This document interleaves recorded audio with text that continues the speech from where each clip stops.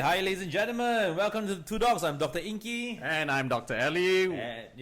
So today we have a very, very interesting topic today, and with a very exciting guest for today. Yes, so we had our LGBTQ discussion 2 weeks ago. That was with Dr. Lavanya, psychologist. So we open up the doors of LGBTQ discussion. And this week we're going to have someone very interesting, and we're going to talk about the cross-dressing part. Oh yeah, we're going to talk about cross-dressing. And our guest for today, he claims he's very open about his sexuality. So we're just going to quiz him on that, right? Yes. So, all right. So our guest for today is none other than Adam. Right, please, Adam, please introduce yourself. Welcome to the show. Hello, hi everyone. This camera. Camera's here. Camera's speak into the mic. Okay, I'm happy to be here. My name is Adam. 24 years old. All right. I'm a gay man. Right. So when you mention gay, it means you like other men. Yeah, Yes. that's pretty much it. Right. So now we're going to go into the concept of because we spoke to Dr. Lavanya, who was a psychologist, right? So she was saying like, okay, sexual orientation, like gays, lesbians, and all these are inbuilt, has been there since you were young. At what age did you realize that you were different than other boys? Well, I would say it would have started as early as kindergarten. So at about kindergarten, you realized that you were a little bit different. Yeah, I Alright. was quite effeminate as a kid, and I know that I didn't always belong with the boys. You know, they were quite rough and all that. So yeah.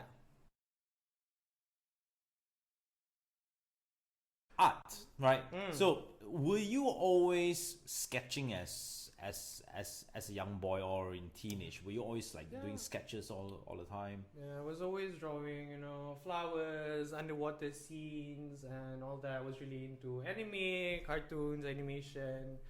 But I really got into art through fashion design because I was a huge fan of Lady Gaga back in high school, and we all know her outfits. It's very avant-garde, it's very out of.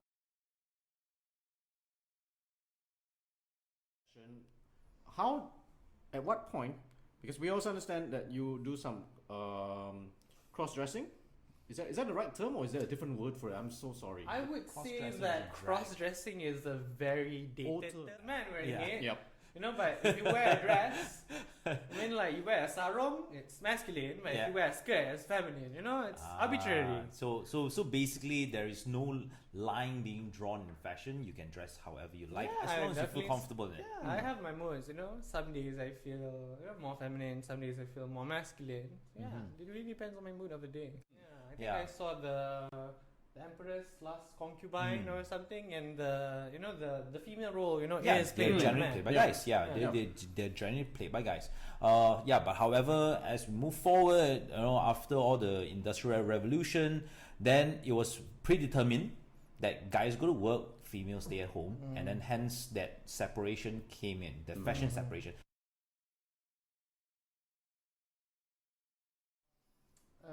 Earrings, long dangling earrings, some makeup, depends on the mood, definitely lipstick. So yeah, it really depends on the time and the place. There's a time and place to dress up. I don't want to get beat up by strangers. That is also the issue of security. We do live in Malaysia at the end of the day, so there are safe spaces and events where you can be who you are and express yourself, but authentic self, when I'm being myself, my true self, I can help other people to be their true selves as well.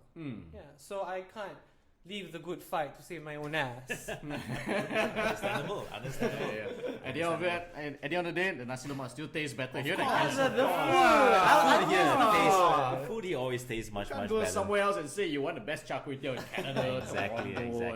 Exactly. But I think at the end of the day, it's still the same. Even if you move overseas, discrimination is still there. It's just that probably it's not as obvious, but it's definitely still there.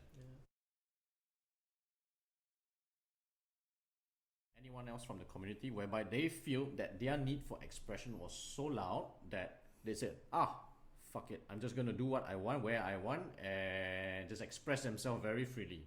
Has that happened, and what has happened to them?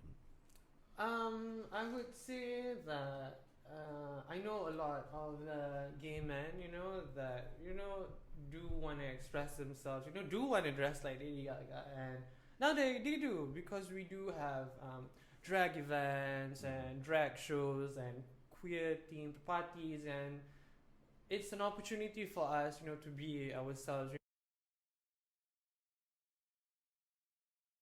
She used to talk about it a lot. Yeah. Never been there though. No, never been there. Never been there. I She know used it to is. talk about it a lot.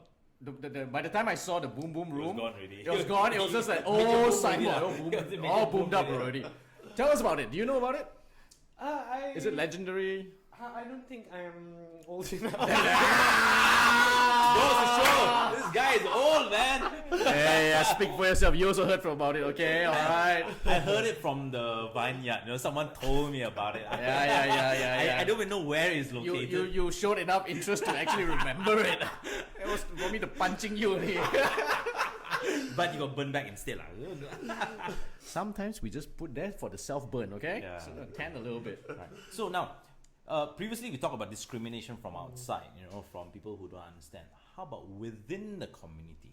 Is there splits? Is there discrimination among yourselves? Definitely. I would say a huge issue is racism.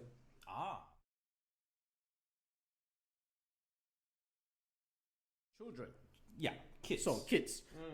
This is also another touchy subject that sometimes people just want to touch about. So let's say marriage was something that, like in your case, something that you don't mind looking forward to, and having a partner whereby you can depend on each other. When it comes to kids, what's your thoughts or what's your personal feeling? Would you like to have kids, raise a kid with your partner, or you think maybe not, just enjoy life with just your partner and maybe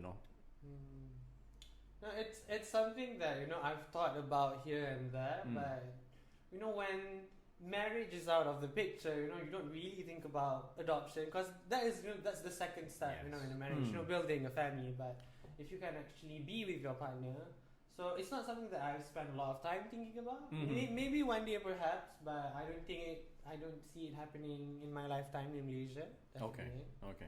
As long as you're here. A lot more with social media, and now there's pretty much borderless control. So do you find at the job, how was it like when you first started, when you were 17, 18 versus just before you went freelance on your last employment job? Do you feel it's getting better, the discrimination or career progression? Was there any differences? I would say that the situation has vastly improved. As younger people join the workforce, they bring in new ideas, and they're more younger people, they're more open, less racist, less homophobic, and all that. But I've had experiences, having to deal with homophobic management and all that. So I was working as a barista at this redacted place, and I don't feel like mentioning it. But I had a manager who was fine at first, when she found out that I was gay, she gave me a really, really rough time, to the point that I had to quit. She was just making my job a living hell. So, after that, I vowed to myself that I would only work with, organizations that had clear, policies that protect, against, their LGBT stuff, which companies like H&M, IKEA, it's usually the bigger multinational companies that protect the LGBT employees. So yeah, but the situation has definitely improved a lot.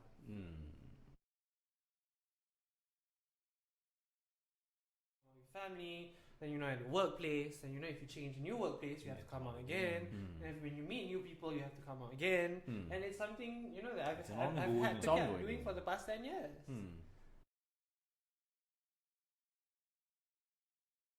Phone, if he opens up, do you know the names of it? I know one. Do you know one? Right. Do you know one? Yeah, I know one. Which one? It starts with a G. That's good. That's Correct. That's the only one. I do not know any other apps. From a very long time. I think I came out to my family when I was around 14 years old. They didn't take it so well. I got beat up by my mom, by my parents. I had a really hard time. I was really depressed, suicidal, and all that. But throughout the years, going to therapy and all that, I managed to build a healthy relationship, with my mom, where I can, talk about, my sexuality, talk about guys openly, and it's not a topic that we shy away from. Okay, that's good. I am quite lucky, to be blessed with, a mom who accepts me for the way that I am. If you don't mind me asking, how old's your mom now? 50. 50. So it's just a little bit older than him lah. So it's just.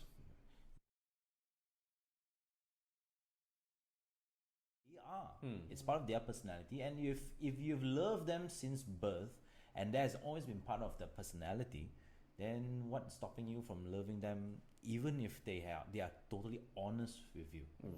So yeah, because I have two sons, so it has crossed my mind. So what if one son was gay, or what if both sons were gay? And I just thought to myself, what's the big deal?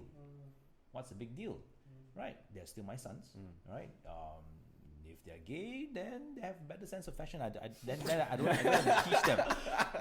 Then I don't have to teach them anything then. Right, but these are the moments when Inky talks to himself. He just exactly. This is the part where I talk. Yeah.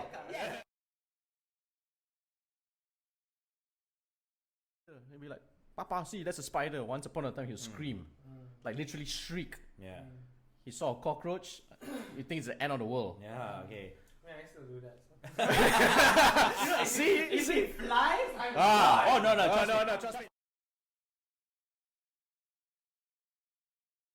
Okay, Adam, before we go, what would you like to say to all the straight men who are discriminative against gay men? Yes. I think the root of homophobia at the end of the day is that a lot of straight men are afraid of, being treated by gay men the way that they treat women. They feel uncomfortable when they are, sexually objectified, being looked up and down and all that. Then stop doing that to women. Very good conclusion. One of the best Very, messages. very good. Adam, thank you so much. so much You for are your time. fantastic. Yes. I think this is the most educational one we've had. This is actually the most fun I've had in the podcast. Yeah, more people. Okay, thanks, Adam. So we are signing off. Dr. Ellie here and And Dr. Inky we are here. from the Two Dogs. Yes. See you next time. See you next time. Bye.